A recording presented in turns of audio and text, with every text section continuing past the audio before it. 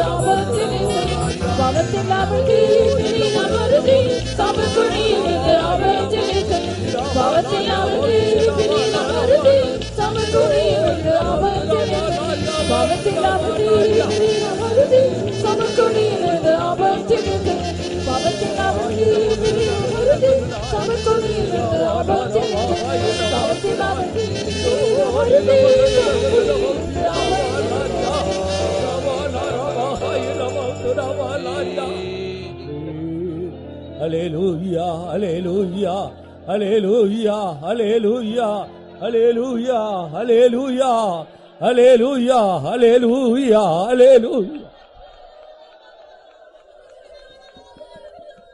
அருமையான தேவனுடைய ஜனமே, beloved people of God, இந்த இரண்டாம் நாள் சாயங்கால வேளையில் அவருடைய சமூகத்தில் வந்த நேரம் முதல் இந்த நேரம் வரையும் அவருடைய பிரசன்னத்தை நாம் அனுபவித்துக் கொண்டே இருக்கிறோம். From the time we came to his presence on the second day evening, we have been enjoying his presence. இந்த படத்தில் உள்ள அந்த சிலையின் மூலமாக அநேக ராஜ்யங்களை குறித்து நாம் அறிந்து கொண்டோம். We came to know about many kingdoms through the statue that is put in this picture. மனித ராஜ்யங்கள் எல்லாம் ஒளிந்து தேவனுடைய ராஜ்யம் ஸ்தாபிக்கப்பட போகிற கடைசி காலத்துல வந்திருக்கிறோம் என்று ஆண்டவர் நம்மோடு பேசினார். The Lord has been speaking to us, telling us that all these kingdoms that were put up by human beings will be destroyed, and the kingdom of God is going to be established these last days. அந்த ராஜ்யம் நித்திய ராஜ்யமாக இருக்க போகிறது. That kingdom shall be an eternal kingdom. என்றென்றைக்கும் அசைக்கப்படாத அழியாத ராஜ்யமாக இருக்க போகிறது. There is going to be a kingdom which shall not be moved and shall not perish and will be forever. பரலோக ராஜ்யத்துக்கு என்று ஒரு கூட்ட ஜனத்தை தேவன் ஆயத்தப்படுத்திக் கொண்டிருக்கிற தீவிரமான காலம். And this is a high time wherein God is preparing a group of people for this kingdom of heaven. சில ரதங்களை குறித்தும் குதிரைகளை குறித்தும் மேன்மை பாராட்டுகிறார்கள். Some will trust in chariots and horses. அவர்கள் முறிந்து விழுந்தார்கள். They are broken and fallen. நாங்களோ எழுந்து நிமிர்ந்து நிற்கிறோம். But we have stood upright. இவர்கள் யார்? Who are these? இவர்கள் தேவனை துதிக்கிறவர்கள். People who praise God. தேவ கிருபையை சார்ந்து கொள்ளுகிறவர்கள். Who lean upon the grace of God. தேவனுக்கு ஏற்ற பரிசுத்த ஜீவியம் செய்கிறவர்கள். Those who lead a holy life according to the holiness of God. நாம் எழுந்து நிமிர்ந்து நிற்க போகிறோம். As we will arise and stand up. தேவனுடைய பிள்ளையே, நீ எழுந்து நிமிர்ந்து நில். People, a child of God, you arise and stand upright. கிருபை உன்னை ஆயத்தப்படுத்துகிறது. Grace will make you ready. கிருபை உன்னை உயர்த்துகிறது. Grace will lift you up. கிருபை உன்னை ஸ்திரப்படுத்துகிறது. Grace will establish you. கிருபை உன்னை என்றென்றைக்கும் அசையாத உடைய இடத்தில் உன்னை கொண்டு போய் நிலை நிறுத்துகிறது. And grace will set you in a place where it shall not be moved forever. Hallelujah. Habana rabahayinama. Shabana rabahatunabala ribahayinama. Shabana rai. Yinayinama sabalaya. Hallelujah. Hallelujah. கர்த்தர் கொடுத்ததான இந்த ஆசீர்வதிக்கப்பட்ட நேரத்துக்காக நாம் எல்லாரும் ஸ்தோத்திரம் பண்ணுவோம். ஸ்தோத்திரம், ஸ்தோத்திரம், ஸ்தோத்திரம், ஸ்தோத்திரம், ஸ்தோத்திரம், ஸ்தோத்திரம், ஸ்தோத்திரம், ஸ்தோத்திரம், ஸ்தோத்திரம், ஸ்தோத்திரம். இந்த 2 நாட்களும் கர்த்தர் தம்முடைய வார்த்தைகளை கொண்டு நம்மோடு இடைப்பட்டு அந்த அழியாத நித்திய ராஜ்யத்துக்கு அசைக்கப்படாத ஒரு உன்னதமான வாழ்க்கை செய்யும்படி தேவன் தம்முடைய வார்த்தைகளின் மூலம் நம்மையோடு இடைப்பட்டு நம்மை உயிர்ப்பித்ததுக்காய் நாம் எல்லாரும் ஸ்தோத்திரம் பண்ணுவோம். ஸ்தோத்திரம், ஸ்தோத்திரம், ஸ்தோத்திரம், ஸ்தோத்திரம், ஸ்தோத்திரம், ஸ்தோத்திரம், ஸ்தோத்திரம், ஸ்தோத்திரம், ஸ்தோத்திரம். இன்னும் மேலான ஆசீர்வாதங்களை தேவன் இனி வருகிற நாட்களில் நமக்காக அவர் வைத்திருக்கிறபடியால் நாம் எல்லாரும் ஸ்தோத்திரம் பண்ணுவோம். ஸ்தோத்திரம், ஸ்தோத்திரம், ஸ்தோத்திரம், ஸ்தோத்திரம், ஸ்தோத்திரம், ஸ்தோத்திரம், ஸ்தோத்திரம். இந்த கூட்டங்களிலே நாம் கேட்கிற தேவனுடைய வார்த்தை மலையின் மேல் இருக்கிற பட்டணம் போல, மரக்காலின் மேல் இருக்கிற வெளிச்சம் போல இந்த தேசத்தில் ஒவ்வொருவரையும் மாற்ற போகிறபடியால் ஸ்தோத்திரம் பண்ணுவோம். ஸ்தோத்திரம், ஸ்தோத்திரம், ஸ்தோத்திரம், ஸ்தோத்திரம், ஸ்தோத்திரம், ஸ்தோத்திரம், ஸ்தோத்திரம், ஸ்தோத்திரம், ஸ்தோத்திரம், ஸ்தோத்திரம். எல்லா மகிமையும் கடமும் துதியும் கர்த்தர் ஒருவருக்கே கொடுத்து ஸ்தோத்திரம் பண்ணுவோம். ஸ்தோத்திரம், ஸ்தோத்திரம், ஸ்தோத்திரம், ஸ்தோத்திரம், ஸ்தோத்திரம், ஸ்தோத்திரம், ஸ்தோத்திரம். ஹல்லேலூயா.